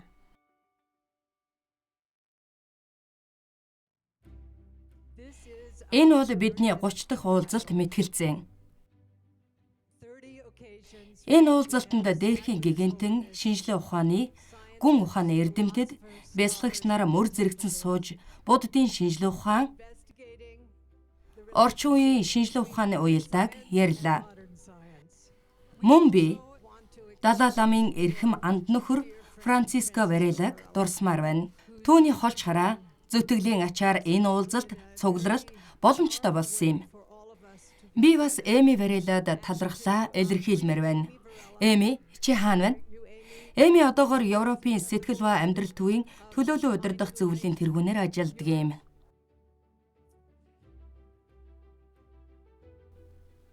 Харилцан ярианаас хамтын ажиллагаа бүтээн гэдэг бол амаргүй ажил. Чин үний яриаг өрнүүлэхийн тулд хүн бүхэн сэтгэл зүрхээрээ оролцох ёстой. Хамтын ажиллагааг үүсгэх явцад хүнд бэрхшээл, саад тодгор бишгүй тулгардаг. Харилцан ярианы онцлог нь нээлттэй өрнөдөгт оршиж байгаа юм. Энэ байдал нь аливаа шинэ бүтээл үүсгэх үндэс болдог. Урд өмнө нь огт байгаагүй тэр бүтээл нээлтийг бий болгох тулгуур нь үнэнч тууштай байдал юм. Чин сэтгэл нөхөрлөл дээр үндэслэн оролцох хэрэгтэй. Баруун болоод буддист уламжлалуудыг холбож хамтын ажиллагааг дэлгэрүүлэх тэр гүүр бол чин сэтгэлийн ярилцлагууд байгаа юм. Далай лам харилцаа холбооны цар хүрээг тэлж хөтөлбөрт олон орны эрдэмтдийг оролцуулж байгаа. Африк твээс, Япон улсаас, Оросын эрдэмтэд, Хятадын эрдэмтэд. Өнөөдөр бид Хятадын эрдэмтдтэй хамтарсан нэг уулзалтыг зохион байгуулж байна. Энэ бол хамгийн анхны уулзалт. Энэ их алсын хараатай үйл явдал. Одоо бид цөөхүүлээ сууж байгаа ч цаана хэдэн тэрбум хүнийг төлөөлж байна. Би ёсорхож та нарт хэлэхгүй. Гэхдээ дэлхий дээр сэтгэл хөдлөлийн хямрал үүсээд байна. Залбирал үйлдэлээ гэд энэ хямрал арилахгүй. Яасан ч үгүй. Харин ч сэтгэлээ, оюу санаандаа дадал үүсгэж байж арилна. Ийм дадал үүсгэхийн тулд бид сэтгэл оюуны бүхэл бүтэн тогтолцооны тал дээр маш сайн мэдлэгтэй байх хэрэгтэй юм. Та тайван дэрвэл бид таныг баяртай угтаж авна. Тэгээд энэ яриагаа үргэлжлүүлнэ гэдэгт найдаж байна. Баярлалаа. Далай лам 80 насныхаа ой дээр хүн төрлөختөнд тулгараад байгаа хамгийн бэрхшээлт асуудлуудыг эрдэмтдтэй хамтран шийднэ гэдгээ дахин нэг олон нийтэд сануулсан юм. Би бол энгийн нэг лам хүн. Гэхдээ би олон эрдэмтэн судлаачидтай найз нөхдийн холбоотой. Тэдэнтэй уулзах нь бидний хувьд маш их чухал. Тэгэхээр шинжлэх ухаан биднийг амжилтанд хүргэнэ гэсэн үг. Боддоо энэ их ололт нээлтийг яаж бүрэн ашиглах вэ? Яаж үйл хэрэг болгох вэ? Шин санаанууд, шин аргууд. Эрдэмтэд үнэхээр чин сэтгэлээсээ энэ дэлхийг илүү сайхан болгох гэж хичээж байна. Энэ л дэвшил юм. Мэдээж жаахан ч гэсэн тэнэгэлзэл үлднэ. Дараа нь энэ эргэлзээ арилна. Эргэлзээ илүү их судалгааг бүтээн. Бурхан багш намайг дагагчид, номлогчид, лам нар миний номлолыг сүсэг бишрлэр бус. Харин нарийн нэгт судалгаа туршилт дээр үндэслэн дагах болтугай гэж хэлж байсан. Энэ л замаар бид бат итгэж Бурханы сургаалыг дагна гэсэн үг. Тэгэхээр энийг шинжлэх ухааны зарчим гэж хэлж болно. Тиймээс миний нэг тал лам хүн, харин нөгөө тал маань шинжлэх ухаанч хүн юм.